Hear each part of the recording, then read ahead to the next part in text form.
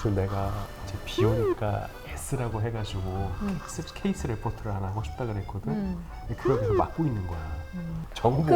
원래 비 오니까 2.0이 그거 아니야? 아니 근데 어느 순간부터 예를 들어서 우리가 이제 만약에 한 3분을 나가. 그럼 예전에는 그래도 한 2분 20초가 정보고 한 40초 정도가 이제 우연히 헛소리인데 요즘은 3분을 나가면 1분이 정보고 2분이 헛소리야. 왠지 놀라운 거는 사람들이 거기에 조금 열광 가는 것 같아요. 그렇구나. S를 하나 내가 만들어서. S는 또 뭐야? 그러니까 스터디. 그러니까 예를 들어서 내가 하고 싶은 대로 한번. 그래. R은 그러면 뭐 형님이 하고 싶은 대로 한 거잖아요. R은 이제 좀 성에 대한 얘기를. 너 좀 앞으로 나와. 네가 나? 내 뒤에 있으니까. 내가 자꾸 뒤로 가야 되는데 불편해. 얼굴을 보기가 이렇게 봐야 되면 카메라가 얼굴도 이렇게 작아 되잖아. 보이고 괜찮지 이렇게 하고. 아니, 아예 저거 주사실에 가시고. 정문 닫아도 되고. 저놈을 내가 진짜 언젠가는 내가. 갈게요. 저희는 결혼 2년차 부부입니다. 연애 중 임신을 하게 돼서 결혼을 했고 아들 하나를 키우며 살고 있습니다. 제 고민은 남편입니다. 남편이 저보다 야동을 더 좋아합니다. 저와는 분기별로 한번 관계를 할까 말까인데 그것도 제가 졸라서 하는 게 그 정도입니다. 얼마 전 제가 큰 충격을 받은 건 남편이 3, 4일마다 야동을 보며 자위를 한다는 고백이었습니다. 제게는 성적인 흥분을 느끼지 못해서일까요? 매번 영상을 볼 때마다 여러 여성의 몸을 보는 것인데 그 자체도 불쾌하고 마치 바람을 피우고 있다는 느낌이 들 정도입니다. 저와의 관계에서는 애무도 하지 않고 바로 삽입하려 하거나 제가 애무를 요구하면 몸에 침 바르는 정도의 수준으로 번개처럼 하거나 제가 애무를 하려 하면 짜증을 내기도 합니다. 매번 비슷한 패턴으로. 저 정말 미치겠습니다. 도와주세요.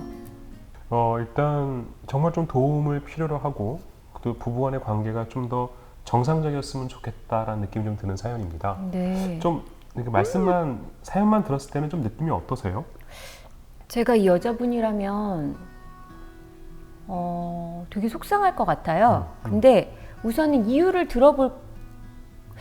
한번 물어봐야 되지 않을까 싶어요. 그러니까 남편분한테? 네, 이유를 왜 그러지? 들어보고 같이 하려고 부부가 된 건데 뭔가 따로 한다는 게 되게 소외감 느껴지는 일이고 또 이분이 지금 그러잖아요. 제게는 성적인 흥분을 느끼지 못해서일까요? 이러는데 또 본인도 또 좀 자존감이 떨어지는 상황인 것 같아요.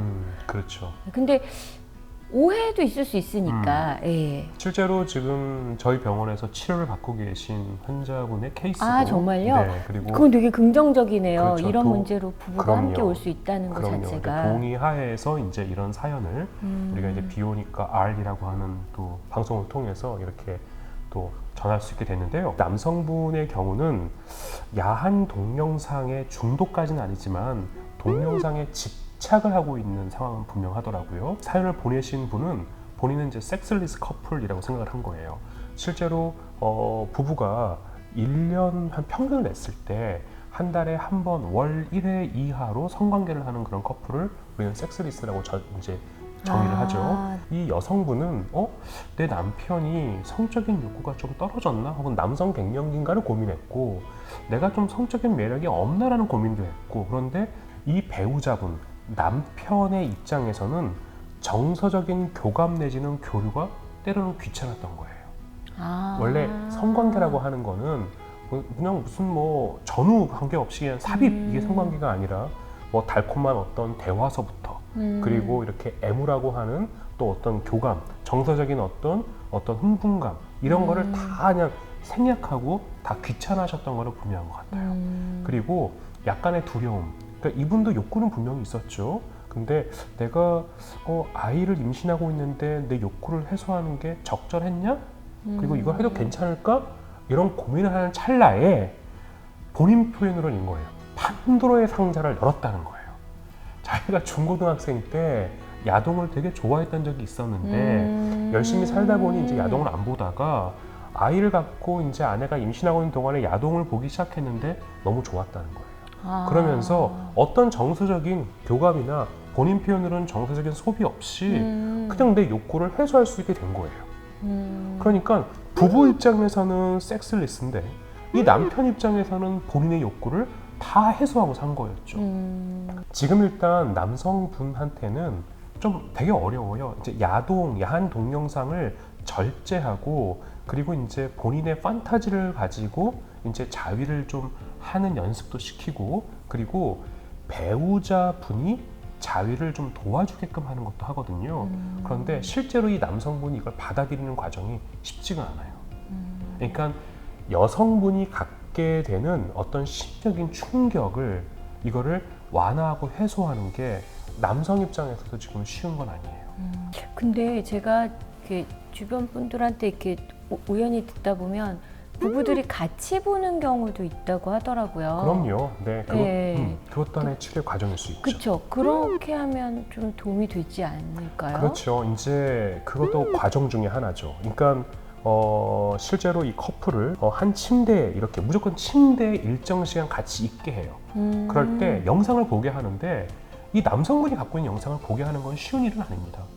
그러니까 우리가 에로틱한 영상을 보면서 두 분의 어떤 에로틱한 감정을 불러일으킬 때에 적합한 영상들이 있어요. 그게 꼭 야동이 아니라 우리가 보는 게 영화 속에서도 그렇죠. 그런 장면들이 충분히 나오거든요. 낭만적인 장면에서도 예, 그렇죠. 근데 그렇죠. 낭만이라는 요소가 있는 행복이라는 요소가 있는 이런 성행위를 이룰 때까지의 과정이 설명되어 있는 그런 영상을 권유드리는 거죠.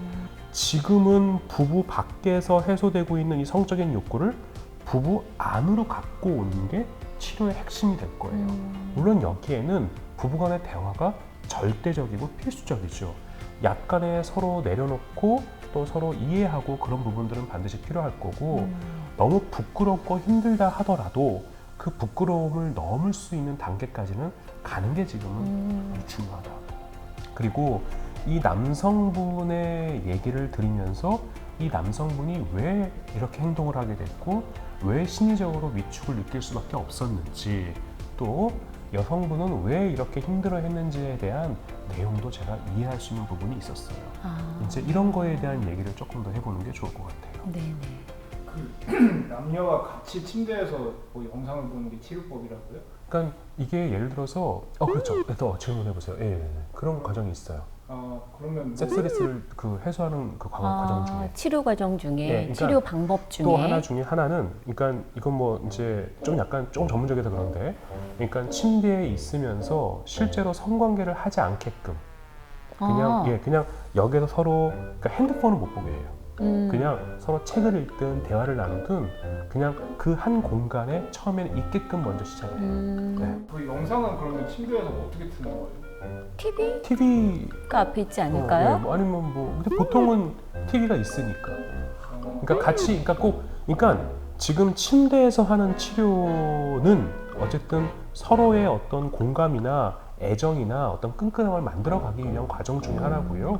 꼭 침대에서 볼 필요는 없죠. 그러니까 예를 든 거고 영상을 같이 보는 거야 뭐 무슨 집에서 그냥 보면 되겠죠. 뭐 거실이 됐든 자녀가 있다면 자녀가 없는 공간에서. 야동으로 그렇게 해소를 하지 말고 다른 영상으로 해소하는 게 문제 아니에요?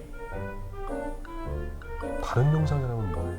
예를 들어 야하지 않는 영상을 보고 그걸 그런 내용이 아닌 것을 갖고 성적 흥분을 느끼면 문제가 되지 않느냐. 그게 오히려 차라리 그게 더 심각한 거 아닌가요?